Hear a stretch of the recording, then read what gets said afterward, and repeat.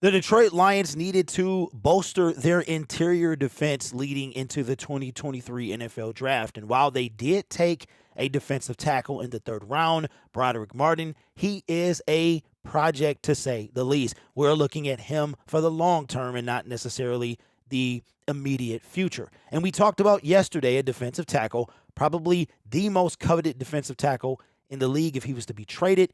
The only one really without a deal, Quentin Williams. And it came out yesterday that he is asking for $25 to $30 million per year. So that will be more than some of the defensive tackles that just got deals, but less than others. And there's another individual that keeps popping up. Now, I will say that if these rumors keep happening, there is some truth to them. Whether the Lions are involved or not, we have yet to see. The Lions were involved in the Jalen Ramsey trade. They didn't get him. The Lions were looking to get Deebo Samuel. They didn't get him. So it comes out later, the clarity and the validity of these rumors after the deal has been done. So there's another individual that has been mocked to the Detroit Lions or kind of linked to the Detroit Lions via rumors. And this individual that I'm referring to is Buffalo defensive tackle Ed Oliver. Now, Ed Oliver has a bit of a history. Not sure the Detroit Lions will make a move for this guy. However, he is a much more affordable option, both in capital and financial, than, let's say, a Quentin Williams. So according to All Lions Fan Nation, Cody Benjamin of CBS Sports says that one of the logical fits for defensive tackle Ed Oliver is the Detroit Lions. So I talked about this before on my other channel, and I want to take a look at Ed Oliver's stats, Ed Oliver's contract and potential contract, and give you my thoughts on what I think it was a good idea if the Lions made a move for this guy. So let's take a look at Ed Oliver's stats for the 2022 NFL season. Now, in his career, the only time he's missed a game was last season when he missed 4. In his career, he has 14 and a half sacks. Last year was kind of a down year for him, but I attest those missing sacks to the 4 missed games. If he plays just one of those games, it's more likely that he gets at least 1 or 2 more sacks. So you can easily put this number to 3.5, 4.5. Now, a couple months ago, I want to say it was sometime in either April or May, another Twitter bio situation or Instagram, where this dude showed himself sacking the quarterbacks in the NFC North, and all 4 quarterbacks were in there. So people start to speculate, could the Detroit Lions be the team that he was headed to? And this is pre-draft, and a lot of you guys thought we were taking Jalen Carter, but I knew we weren't, and Jalen Carter is facing a $40 million civil lawsuit now. I knew we weren't going to take him, just too much baggage.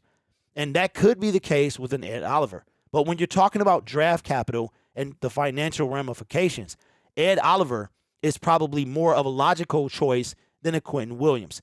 Now, if we look at his contract, he is on the last year of his deal, okay? And right now, he is making $10.4 million. He's on the last year of his rookie deal. His market value, check this out, is 4 years, $41 million. $41 million. That is almost half to a third of what Quentin Williams wants. Quentin will probably get the range of $80 or $90 million for 4 years. He's talking about 25 to 30. So you're talking about, what is that? You're talking about $100 million for 4 years or something like that, or 120 for 4 years. And then we would have to see how much is guaranteed. He will be an unrestricted free agent next year.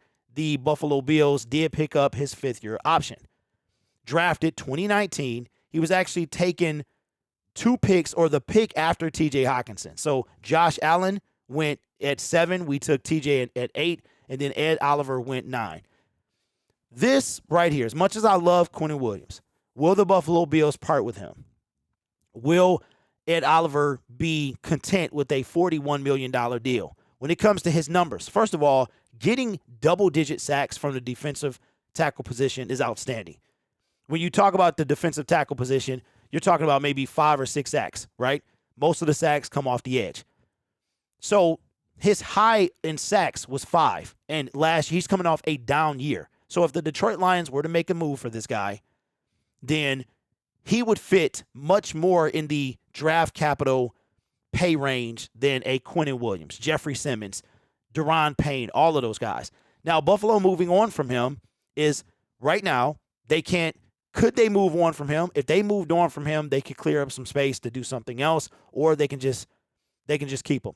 Buffalo has been that team. Remind me of back in the 90s, the Four Falls of Buffalo, when they just can't get there. They've had all the tools, and now, very soon, the Buffalo Bills could start a downward trajectory when it comes to how their team is playing. They lost a lot of key pieces this year. They could be willing to move on from Ed Oliver. But would the Detroit Lions pull the trigger when it comes to making a move? Now, our roster is filled temporarily. We are up. We signed a kicker last night. We are up to 90 men. So I will say, if any cuts happen, if you see any cuts, if the Detroit Lions make any cuts off the 90-man roster, expect a move to be made. Whether it's a move like this, we have yet to see. But if we cut, which it probably will happen, if someone gets cut, that means someone else is coming in more than likely, or at least Brad Holmes has his eyes on someone. So is this a deal that I make? I do, because everyone keeps talking about the defensive tackle position. Even though we drafted one, even though we brought Bugs back, even though we brought John Kaminsky back, we thought we were going to take a defensive tackle in the draft before the third round, first round, second round. That's what we thought. So the reason I believe that something is a possibility, not because of just it's probable, but the fact that we didn't address it to the third round and we took a project at the very least. He has a high upside, Broderick Martin, but he's not really for the now. So I don't know if the Lions will make a move like this. Brad Holmes has yet to really make a major trade other than Jared Goff, and I think that was more Stafford than Goff. So let me know your thoughts in the comments below. Would you want the Detroit Lions to trade for Ed Oliver? Me, I take this deal. This is a lot more plausible, a lot more affordable, and it would help us than Quinnen Williams. I mean, that Quinnen Williams is Super Bowl. Like, if we got him, we are making a run. That tells me we're making a run. This tells me that we're trying to get somewhere. Quinnen Williams is a swing for the fences. This is kind of a base hit, if you know what I mean. You know what I'm saying? Well, I would say I'll say second base, somewhere around there. I don't want to make it seem like Ed is nothing. He was first round, top 10. But compared to Quinnen and these other defensive tackles, I don't think that he's on that level, which is why his estimated salary, you're talking about half to a third of what Quinnen is looking to get. This guy is looking to get $10 million a year. I think that's something we could definitely do. So we just have to wait and see. Let me know your thoughts in the comments below. You guys are awesome. Take care of yourself and each other. And as always, go Lions.